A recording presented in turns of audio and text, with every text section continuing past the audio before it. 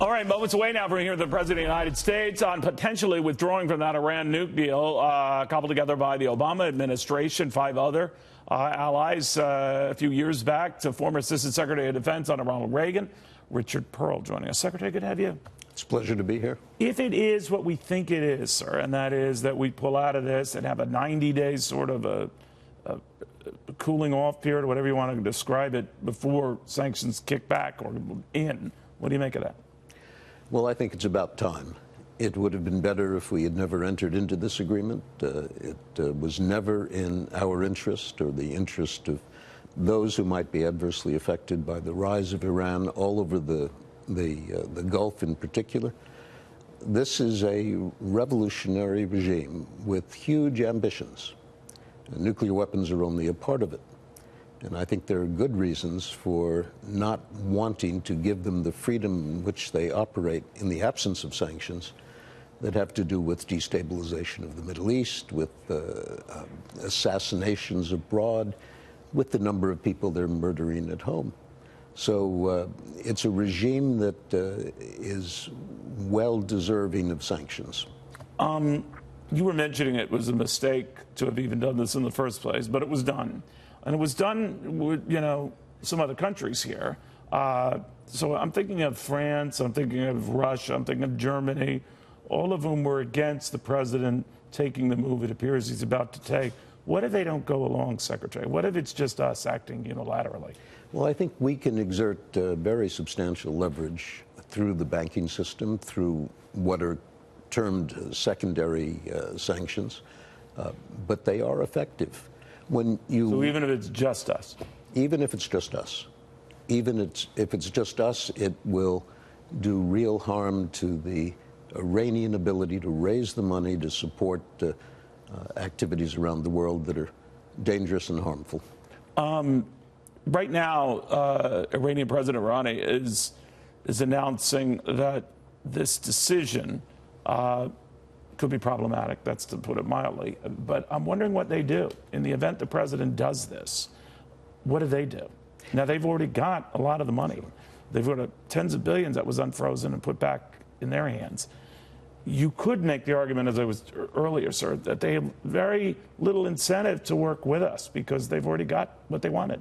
Well, in fact, that's why it would have been better never to have done it, because of the tremendous flow of money, which has been used for purposes we're all familiar with around the world. But the continuing flow is now going to be significantly interrupted. The reason why the Iranians have been as emphatic as they have and as active as they have in trying to prevent this decision is they understand the consequences for their own economy. They're grave.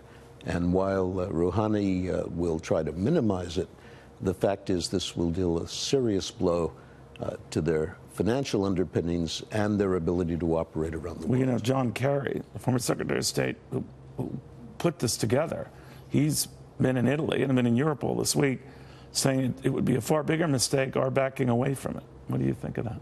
Well, of course, I think he's wrong about that. Hey, what do you think he's been doing? Some say it's been a shadow diplomacy effort to undo what the president wants to undo. I think he has been talking to people to help them put pressure on the administration, which is almost without precedent. He's been actively engaged in undermining the president's freedom of action. He has strong views on this, and he's deeply invested in it.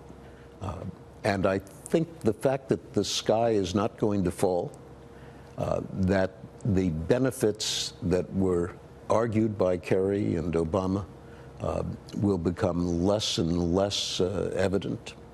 I think that's why he's so concerned about protecting the agreement and his reputation. A couple of Republicans were saying his behavior and words were treasonous, speaking as he was abroad. What do you think of that? I think he was imprudent, should not have done it. I don't like using the word treason. All right. Yeah, they do, but they're politicians. Finally, the 90-day period where we're cooling off, whatever you want to call it, is that enough time for cooler heads or alternatives to come together? Well, it certainly allows the opportunity for a revision in the deal that allows some form of it to go forward.